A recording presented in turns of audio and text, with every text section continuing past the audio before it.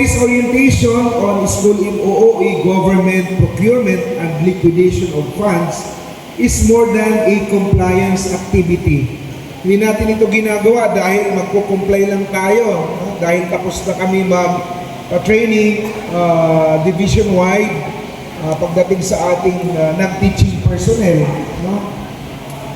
But it is part of our commitment to integrity, transparency, and responsible stewardship. Because when you are holding power, when you are holding a position, the greater the responsibility you will have. Tama?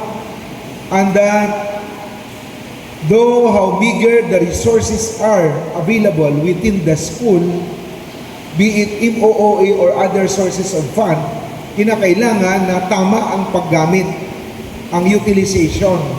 Kasi kahit PTE fund yan, kahit donation yan, pag hindi mo ginamit ng tama, kasi supposedly dapat papasok yan sa school coffers natin, pag hindi mo yan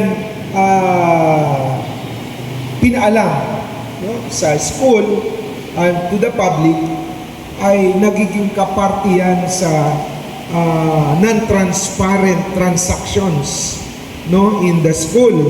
Kaya nagiging questionable yung atong trabaho.